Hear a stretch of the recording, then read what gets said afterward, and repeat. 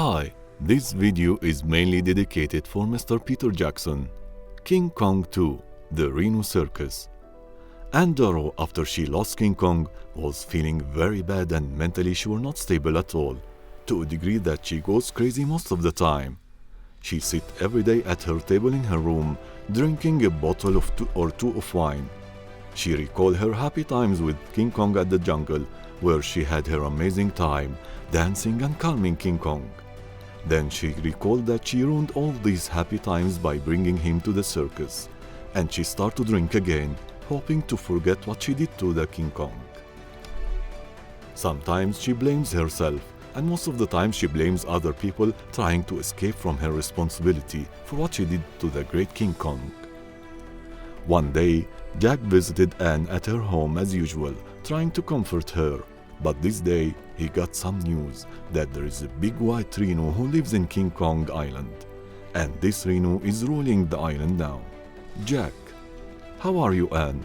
Anne: "Nothing new, as usual. He never got off my sight." Jack: "Who?" Anne, with an angry voice: "Who else do you think?" Jack: "Calm down, sweetie." Anne: "I'm not your fucking sweetie." I'm no sweet. I'm evil. You are evil." Jack: calm down, I'm sorry." And he recognized that he's not the right person to tell her about the big white rhino. And he said, "Do you like to dance?" And, with a cooling down voice, she replied, "Yes, please." So he took her between his long arms and started to dance on the light music until she fainted. Then he put her into bed and walked to his home, thinking about the right person who can use her to tell her about the white rhino.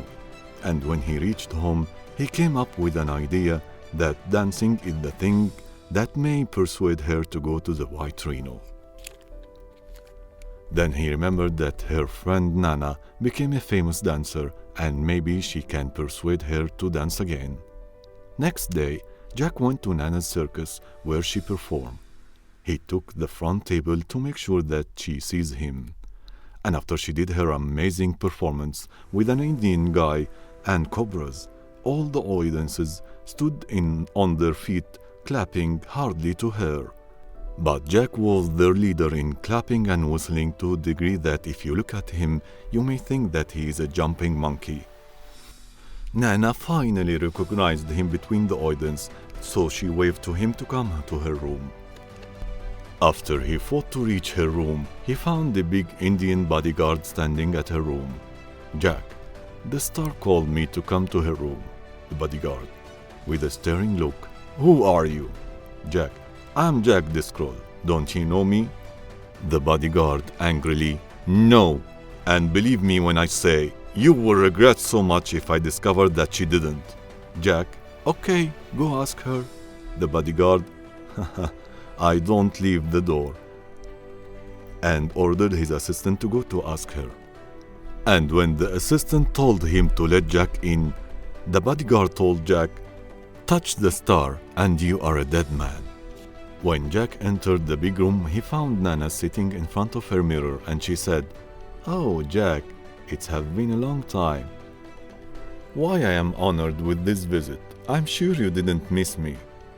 Jack recognized that he can't play the nice guy with her, so he went directly into the subject and told her about the big white rhino and his plan to bring him to the circus, and he wants her to persuade Anne to dance to the rhino. Nana felt jealous from Anne and she said, "And why do we need Anne? I can go with you, with my Indian crew, to dance to this big animal and bring him to my circus. And if it goes well, you will be rich." Jack: "I thought that Anne had an experience dealing with these big creatures, but maybe I'm wrong. I saw you performing with the snakes, so maybe you have the courage to do it." Nana, confidently: "Snakes are the least thing I can deal with a sarcastic smile. Jack, with a big smile: "I'm sure, Star. Let me collect my crew and get back to you." Nana: "But don't forget to save places for my crew too." Jack: "No worries. Ships are larger nowadays. So we have a deal? Nana, deal baby. To be continued.